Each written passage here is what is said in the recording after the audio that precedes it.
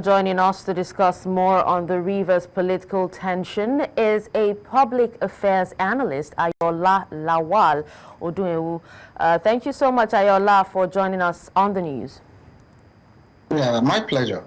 So last night, Ayoola, there were actually reports of an explosion at the Trans-Niger Pipeline, though no group has claimed responsibility yet, even though, some militants have actually issued out threats, what is your assessment on these developments?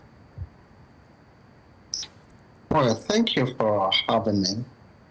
Based on the question you just asked, I think it's a great question. However, I think no one should try to jump into conclusion of what really happened until proper investigation has been made and published. For now, I could not say anything, though I might relate it to the statement made by the militant group that they will start, causing havoc on the pipeline. However, it might be coincidental. They make certain statements in few days or a few weeks after we're having this.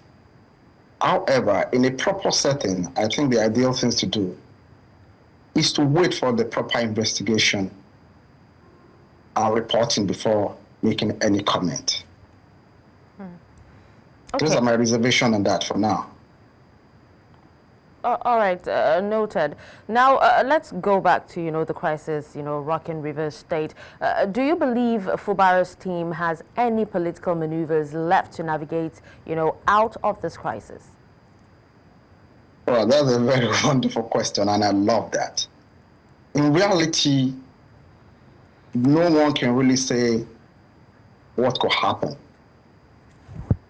because as they are permutating the other side to are working their ways.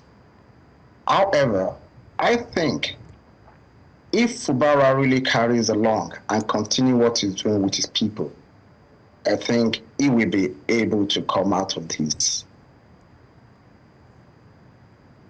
political impeachment in a very, very soft way.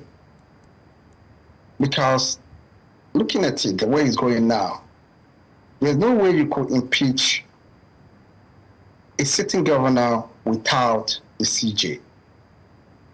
And the CJ is being nominated and recommended by the governor after passing through the National Judicial Council. And already these guys are already moving against also the chief judge of the Federation.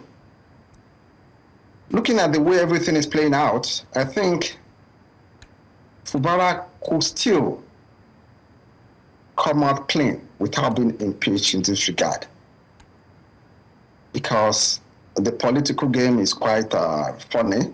However, if it is not well played, I think he might lose the seat. All right, but is there a viable path, for the executive and legislative branches to resolve this impasse without further escalating tensions? Well, there's always a way for peace. However, it depends on whether the other side, which is the assembly guys and Wike group, are ready for the peace. On the surface approach, the governor has shown that he's ready for peace. By moving ahead to present, to write, and even going to the assembly, which he was locked out.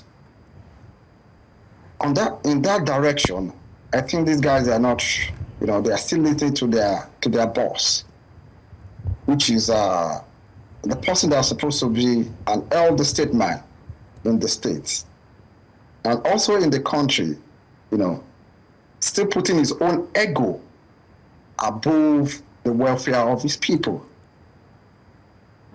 I think there can still be peace. There's still political maneuver, there's still political arrangement that will happen in these regards. Never say no, because every second matters a lot in politics. And each and every one of them has their own price. If they could come to table and negotiate appropriately, be mediated by the appropriate settings, which I believe in this settings is still the Mr. President. Okay. Well, thank you so much, Ayoola, for your time and for speaking to us on this. Thank you for having me.